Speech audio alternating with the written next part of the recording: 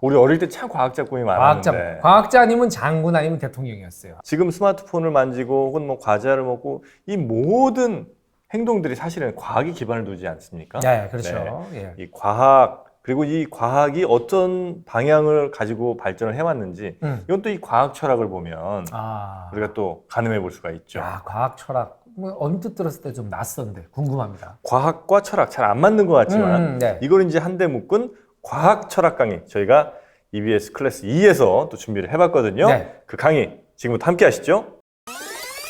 오늘 강의는 사실은 그 과학자 중에서 뭔가 사회와 충돌하고 사회에 의해서 희생당한, 특히 이제 종교적인 권위에 의해서 희생당한 과학자로 굉장히 유명한 갈릴레오 이야기인데요. 과학 연구가 제대로 이루어지는 과정에서 이렇게 뭔가 과학 외적인 것들이 개입하면 얼마나 과학 연구가 그 생산적이지 못하게 되는가. 과학과 종교라는 건 서로 절대로 화합할 수 없는 서로 다른 신념 체계이기 때문에 실제로 이 갈릴레오 사례가 그런 대립의 굉장히 전형적인 사례에 해당된다라고 주장하는 그런 분들도 계십니다. 일단 그 대중적 이미지에서 제일 먼저 떠오르는 건 종교 재판이죠. 갈릴레오가 종교 재판을 받은 것은 당연히 사실입니다. 뭐 기록에도 남아 있고 그 종교 재판의 이유도 분명합니다. 갈릴레오가 코페르니쿠스주의를 옹호했다는 이유 때문이었고 그 결과로 갈릴레오는 그 처벌이라든가 여러 가지 그 자신에게 닥칠 불이익을 신경 써서 실제로 자기가 그렇게 코페르니쿠스주의를 옹호했던 것은 잘못이었고 자신의 그 후회에 기반해서 어떻게 보면 좀 더 유연한 처벌을 받게 됩니다. 원래는 훨씬 더 심한 처벌을 받을 수 있는데 이 부분까지는 다 사실인데요. 여기서 이제 갈릴레오가 이렇게 재판을 끝내고 나오면서 내가 처벌 때문에 할 수 없이 이런 얘기를 했지만 그래도 지구는 돈다라고 얘기했다는 말이 유명하잖아요. 이거는 거의 확실히 아주 근거가 없는 거짓입니다. 왜냐하면 이 얘기가 처음 등장하는 때가 언제냐면 갈릴레오 사후에 한 100년 정도 지난 다음에 갈릴레오를 이제 거의 신격화하는 위인전이 출간되는데 거기에서 처음 등장해요.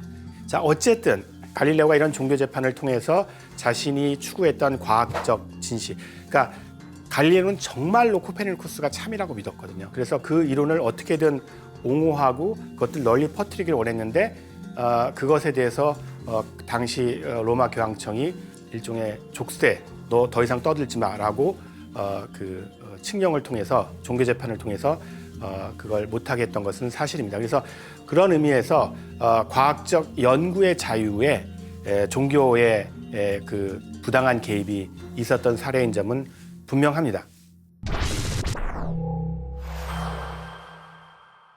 그런데 여기서부터 이야기가 복잡해지는데요. 정말로 갈릴레오의 사례를 과학이라는 한 축과 종교라는 한 축의 대립으로 볼 것이냐. 그렇게 보기 어려운 수많은 사실들이 있습니다. 첫째, 갈릴레오는 엄청나게 독실한 가톨릭 신자였습니다. 그러니까 보통 독실한 사람이 아니었어요. 이것도 잘 안 알려져 있는 사실인데요. 갈릴레오도 코페르니쿠스와 마찬가지로 사제였습니다. 교회 권력층에 엄청나게 그 높은 친구들이 있었습니다.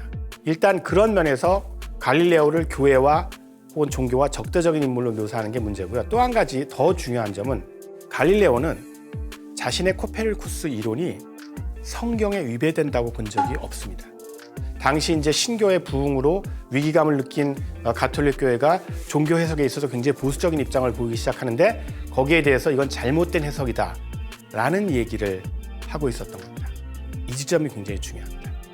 그런 신학자가 아닌 사람이 성서의 올바른 해석에 대해서 로마 교황청의 공식적 해석과 다른 해석을 내놓는다는 사실 자체가 사실은 월권 행위에 해당되는 거죠.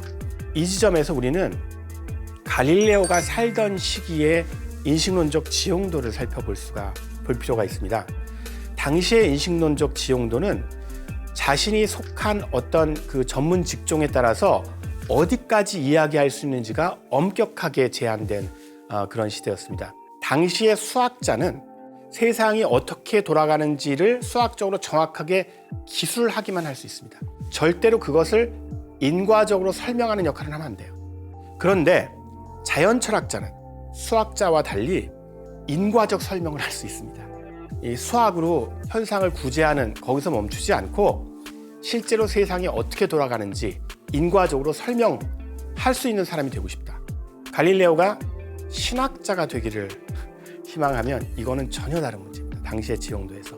그거는 교회의 권위, 당시 사제의 권위, 이런 것들을 위협하는 일이고 어떻게 보면 갈릴레오 욕심이 좀 과했다고 할 수 있습니다. 그래서 갈릴레오는 지금은 내가 진짜 원하던 일, 즉 코페르니쿠스 이론이 수학자로서 이건 굉장히 정확한 이론이다. 자연철학자로서 실제로 세계가 어떻게 구성되어 있는지를 설명한다. 신학자로서 성경과 전혀 모순되지 않는다. 이 세 가지 주장을 동시에 해보고 싶었던 겁니다. 그랬는데 하필이면 그 시기가 안 좋았어요. 그 시기가 신교가 부흥한 뿐더러 당시에 스페인에서 교황이 새로 나와. 그러니까 뭐냐면 로마 교황청이 진정한 카톨릭의 수호자냐라는 것 자체에 대해서 그 카톨릭계 내부 내에서 논쟁이 벌어지던 시기였어요. 그러니까 로마 교황청 사람들로서는 더더욱 그 교회의 권위를 세울 필요가 있었고 더더욱 성서에 대해서 보수적인 해석을 강조할 필요가 있었습니다. 그러니까 교황이 평소에 갈릴레오에게 옹호하고 갈릴레오에게 우호적이었던 교황도 마음을 바꾼 거죠. 그래서 이런 어떤 맥락들이 존재했기 때문에 종교 재판이 일어났던 것이지 종교하고 과학은 본질적으로 대립적이어서 그래서 일어났다고 볼 수는 없습니다.